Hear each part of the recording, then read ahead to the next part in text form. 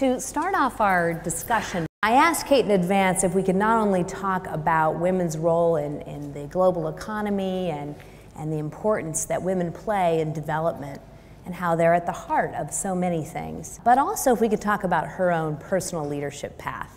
I find Kate to be a fascinating person because she has extraordinary and infectious energy. And if you look at her bio, I mean, she obviously leads this, being the Chief Communications Officer at Bill and Melinda Gates Foundation, the largest foundation in the world. But she also comes from the financial services industry where she's played major roles as Senior Vice President of Corporate Communications at Citigroup. She also played a number of senior leadership roles at Standard Chartered Bank, and she's on the board of Vital Voices. And what I'd love to know, because I think it's the question in all of our minds, is did you have a plan for your career? You've had such an extraordinary path and I think shaped so many interesting development decisions, both from the private sector and in the foundation world. So I'd love to say I have a plan, but no. But what I think I have been enormously fortunate in is that I've had a lot of people along the way who've invested in me and given me great direction. And, you know, I started off my career in GlaxoSmithKline. The then head of corporate communications globally for the organization was a lady called Jenny Younger. So I think right from the beginning, I had an amazing role model who could, you know, you could see what women could achieve, but also, you know, Jenny was incredibly generous and invested in me when I was, you know, really just a graduate. And I think that set me off on the course. And there's just been a lot of people like that along the way who've helped me navigate my way through my career. Do you think that mentorship is really critical to reaching your potential as a leader? You know, you see these amazing role models, you know, women who've got to the very top of their careers in politics, in business, and they show you what you can achieve, but the question is, how do you achieve it? And having people who provide that support, who help you navigate, I think is really important. And, you know, from my perspective, I've definitely done a lot better in jobs where I've had great mentors. Was there a moment, Kate, where you looked around and began to realize that you were a leader? And then what impact did that have? You know, I think I made that change the hard way because I screwed up.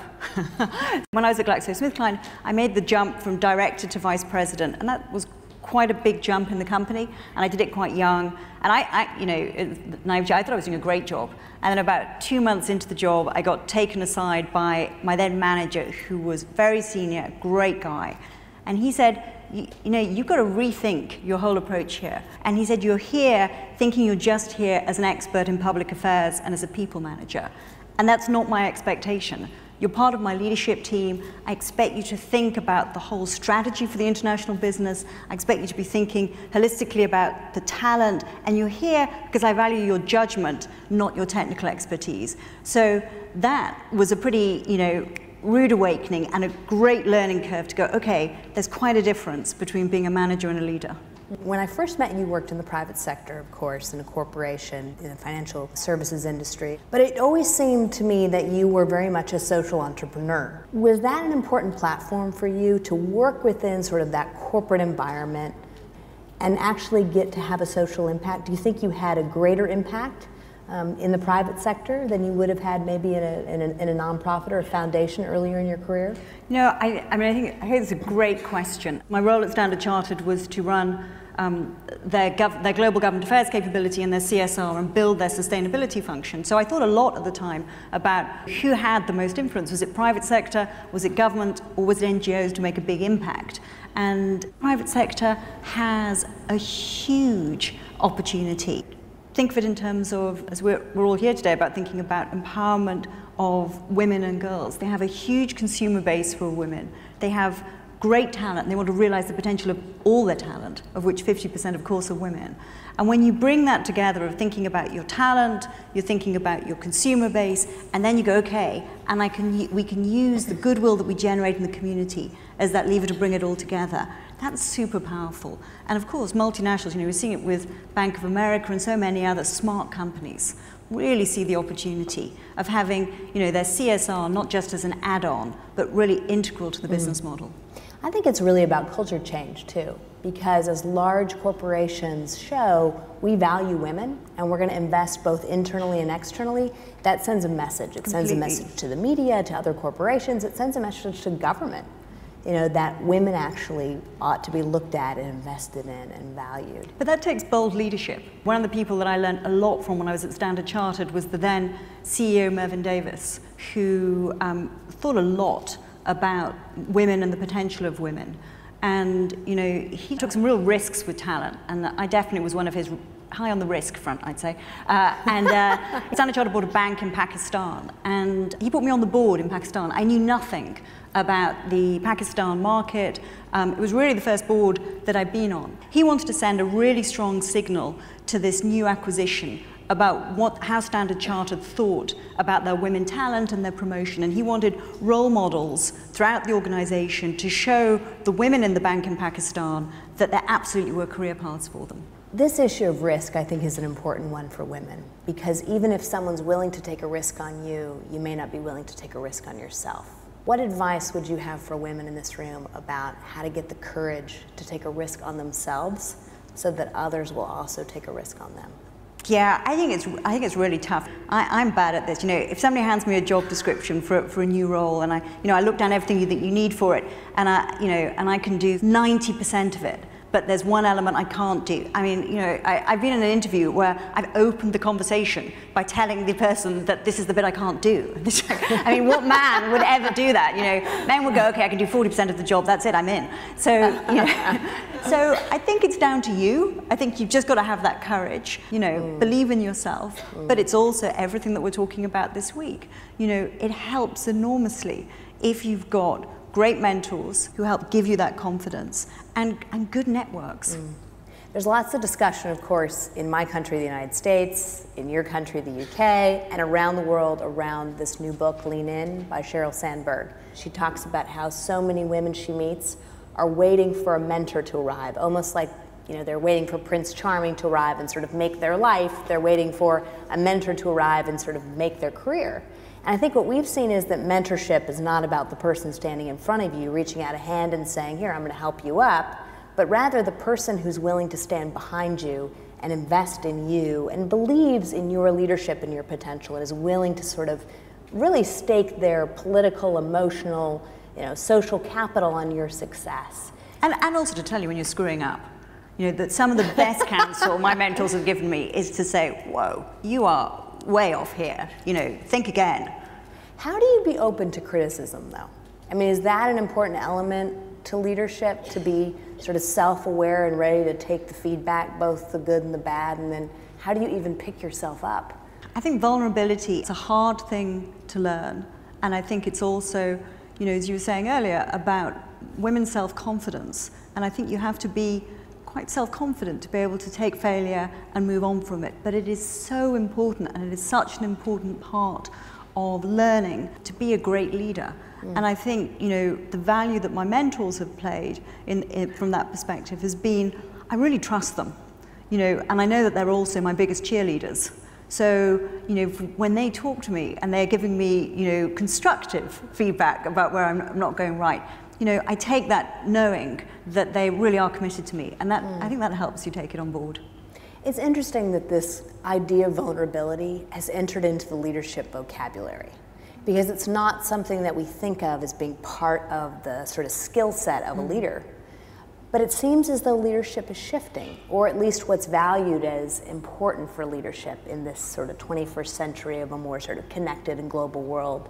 You know, collaboration, the ability to have empathy, put yourself in someone else's shoes, vulnerability. I mean, do you think these qualities are more qualities that women have, and thus potentially women will rise more as leaders as we recognize these things as valuable? Perhaps it's being a Brit. We don't do vulnerability particularly well, and we're not great at sort of talking about our sort of, you know, our weaknesses, talking about ourselves particularly. And I think you have to lay yourself open. But what I think you're talking about, the power of connection, I think that is incredibly important today to be successful, to be able to build those relationships, to connect, to collaborate. You look at the huge opportunity through technology to be a truly globally connected organization. You know, we are so interdependent today in a way that we've never been before. And I think, I think it's very hard to stereotype certain qualities to men or to women, because I look across, my team and you see the same qualities in both genders. But perhaps women have an easier propensity to connect, and that definitely going forward is pretty key to success. So how did you decide to make the move from, the corporate world to the foundation world? What was involved in that decision-making process? Well, I just run communications for Citigroup through the financial crisis, and looking at all the Bank of America people in the room today, they probably know how you feel. Particularly gone through it from Citi's perspective. It was an amazing learning experience, and I got the call out of the blue from a headhunter, and literally, really felt like we were just about beginning to sort of start to turn the corner at Citi. So I absolutely wasn't looking for a move. But, back to when I've been at Standard Chartered, and just this thought and this idea about, who has the most influence in social impact? Is it private sector or is it NGO? The one organization on the NGO side, which I felt really had that opportunity to make incredible change and impact, was Gates. And I was a huge admirer of what Bill and Melinda were trying to do. And so probably wasn't the timing I'd have chosen, but it was a unique opportunity, and one that was, from my perspective, impossible to turn down. It's fascinating to see the evolution of the foundation. It's been extremely strategic, very focused, but it seems as though in recent years there's been more and more of a focus on women. Can you explain how that came about?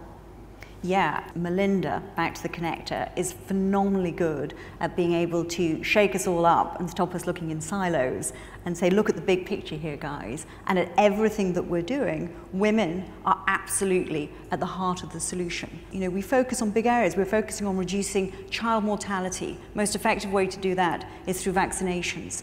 Women, absolutely key to ensuring that their kids get vaccinated. Helping millions of small farmers out of poverty. It's women again who are the majority of small farmers. Financial services for the poor. It's always women sitting at the heart of the solution.